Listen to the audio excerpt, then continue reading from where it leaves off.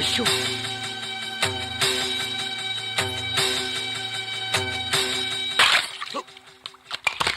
கருப்பராயா, இது வரைக்கும் நான் உங்ககிட்ட எதுவுமே கேட்டதில்ல. இப்ப முதல் தடவையா கேட்க போறேன். நான் என் மாமா மேல உசிரியா வச்சிருக்கேன் கருப்பராயா. என் மனசு பூராவும் என் மாமன் தான் நிறைஞ்சு இருக்காரு. ஆனா அவரு மனசுல நான் இல்ல, வைதேகி தான் இருக்கான்னு இப்பதான் தெரிஞ்சுக்கிட்டேன். நீ என்ன பண்ணுவியோ ஏது பண்ணுவியோ எனக்கு தெரியாது. என் மனசுல இருக்கிறத இப்ப நான் உன்கிட்ட சொல்ல போறேன். என் மாமா ஆசைப்படியே வைதேகிய என் மாமா கூடவே சேர்த்து வச்சுட்டு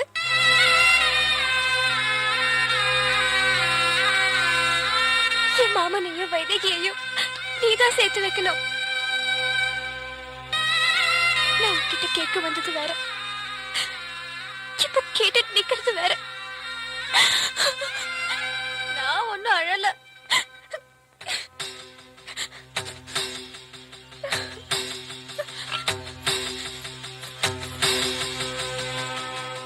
மாமா மனசுல இடத்த புடிச்சிட்டு வான்னு சொன்னா பெருசா விட்டு கொடுத்துட்டு வந்து நிக்கிற. நீ வேணா விட்டு கொடுக்கலாம், ஆனா என் மனசுல நான் கட்டி வச்சிருக்கிற கோட்டைய யாருக்காகவும் எப்பவும் விட்டு கொடுக்க மாட்டேன். புரியுதா? இத பாருமா, எங்க அண்ணன் வீட்டுக்கு மருமகளா போற உரிமை உனக்கு மட்டும்தான் இருக்கு. அந்த வைதேகியை விட நீ எந்த விதத்துல கம்மியா போயிட்ட? உன் கண்ணில் பட்ட இடத்தெல்லாம் வாங்கி போடுற அளவுக்கு நம்ம கிட்ட ஆஸ்தி இல்லையா, அந்தஸ்து இல்லையா? பணம் காசை வச்சு மண்ணில் இருக்கிற இடத்த தான்ப்பா வாங்க முடியும். மாமா மனசுல இருக்கிற இடத்த எப்படிப்பா வாங்க முடியும்? ஓ மாமா மனசை எப்படி மாத்துறதுன்னு எனக்கு தெரியும். சட்டம் போட்டு பூ பூத்ததா சரித்திரமே இல்லப்பா. உன் அப்பா மனசு வச்சா பூ மட்டும் இல்ல, பூவை காயாக்க முடியும், காய கனியாக்க முடியும், அதை உன் கையில கொடுக்க முடியும். கதவை நல்ல தாப்பா போட்டுக்கு தாயி. அண்ணா, என்னமா நீ இல்லாதப்ப யாராவது வந்தா? நான் இல்லாதப்ப எவன் இந்த வீட்டு பக்கம் வர மாட்டான். உன் தலைக்கு மேல ஒரு ஈ காக்கா பறந்தாலும் சரி, வீச்சருவா வீராசாமி தங்கச்சின்னு சொல்லு, அது ரெக்கைய மடக்கிட்டு மண்டி போட்டு தாயி வர்றேன். பால் ஊட்டி வளர்த்த கிளி, பழம் கொடுத்து பார்த்த கிளி. பால் பால், இது தமிழ் பால்.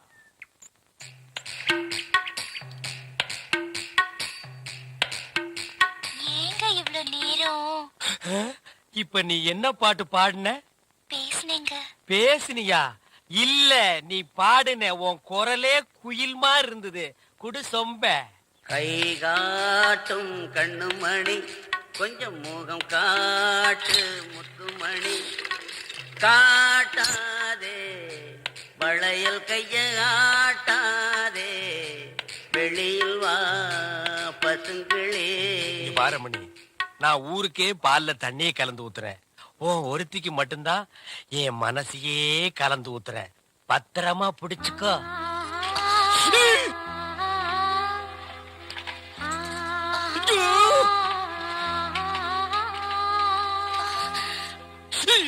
வாங்க கலெக்டர் சார், வாங்க.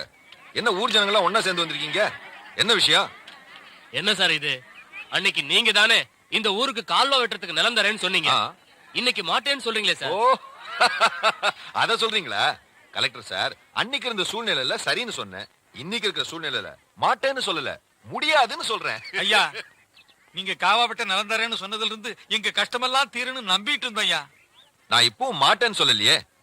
நான் சீதனமா வாங்கின நிலத்தை சீதனமாவே கொடுக்கணும்னு நினைக்கிறேன். என்னையா அப்படி பாக்குறீங்க? உங்களையே போய் என் பொண்ணுக்கு சம்பந்தம் பேசிட்டு வர சொல்றேன். ராஜகுமாரன் மட்டும் என் பொண்ணை கட்டிக்கிறேன்னு உங்க முன்னால ஒரு வார்த்தை சொல்லட்டும். இந்த ஊருக்கு காவா வரும், உங்க நிலமெல்லாம் நஞ்சையா மாறும். கலெக்டர் சார், நீங்க பஞ்சாயத்து போர்டு ஆபீஸ்ல இருங்க, முடிவை இவங்களே வந்து சொல்லுவாங்க. வாடா.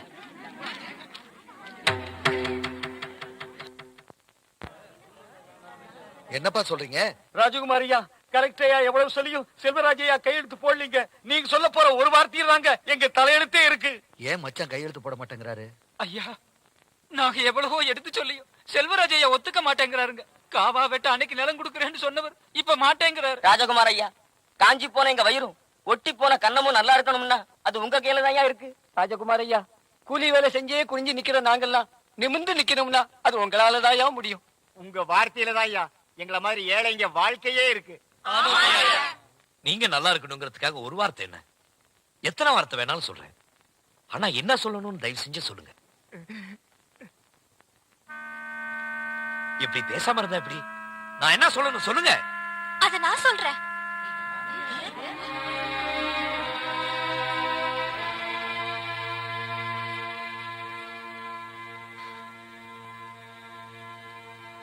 கொஞ்சம் வாங்க மாமா.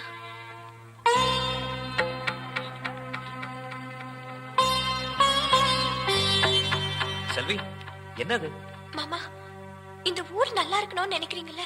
ஆமா, கண்டிப்பா. அப்படின்னா நீங்க என்ன கட்டிக்கிறேன்னு இந்த ஊர் ஜனங்க முன்னாடி சொல்லணும். என்ன சொல்ற? நான் பொய் சொல்றேன். என்ன பொய் சொல்றியா? ஆமா மாமா, பொய் தான் சொல்றேன். என்னை எப்படியாவது உங்களுக்கு கட்டி வைக்கணும்னு எங்க அப்பா ஆசைப்படுறாரு. அதுக்காகத்தான் காவா வெட்ட கையெழுத்து போடாம ஜனங்க வாழ்க்கையோட விளையாடுறாரு. நீங்க என்ன கட்டிக்கிறேன்னு சொன்னாதான் எங்க அப்பா காவா வெட்ட சம்மதிப்பாரு. நீங்க ஜனங்க மேல வச்சிருக்கிற பாசம் உண்மைன்னா அவங்க உங்க மேல வச்சிருக்கிற நம்பிக்கை பொய்யிடக்கூடாது மாமா. எதுக்காக வந்து ராஜகுமார பொய் சொன்னதில்ல? இனிமேலும் பொய் சொல்ல மாட்டான். சொல்லித்தான் ஆகணும் மாமா. ஒரு தடவை காவா வெட்டிட்டா அது எந்த சட்டத்தாலையும் மாத்த முடியாது. சத்தியமா சொல்றேன் மாமா, நீங்களும் வைத்தியையும் கல்யாணம் பண்ணிக்கிட்டு சந்தோஷமா இருக்கணும். நான் கழுத்தை நீட்டினா தானே மாமா நீங்க தாலி கட்ட முடியும். நீங்க சொல்ல போற இந்த பொய்யில தான் இந்த ஊரோட எதிர்காலமே இருக்கு.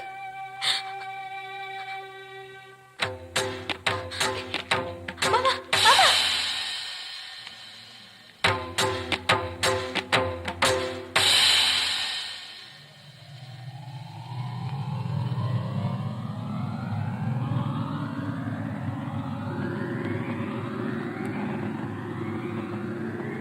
நீங்க சொல்ல போற இந்த பொய்யில தான் இந்த ஊரோட எதிர்காலமே இருக்கு.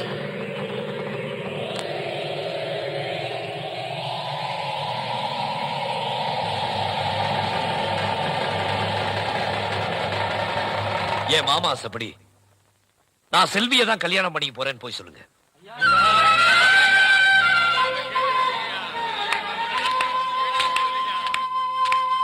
மாப்பிள, எனக்கு ரொம்ப சந்தோஷம். எனக்கு நல்லா தெரியும் ஜனங்களை பார்த்த உடனே உங்க மனசு மாறிடும்னு.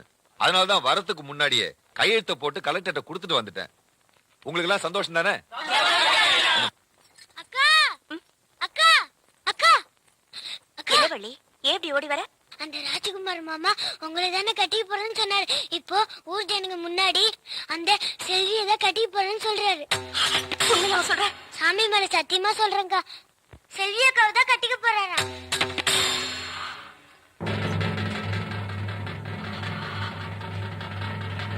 அப்படியே சொன்னாரு. ஆமாக்கா. அப்படியே சொன்னாரு. ஆமாக்கா. அப்படியே சொன்னாரு. ஆமாக்கா.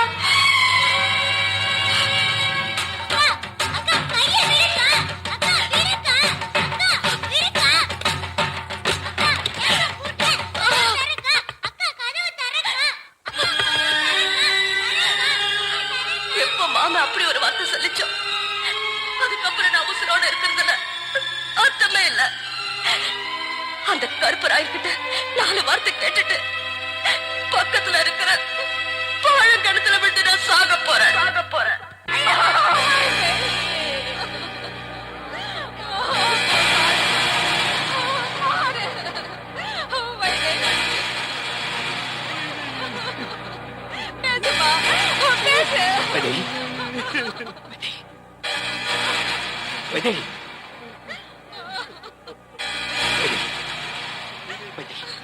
மாமா வந்திருக்கா பாருமா.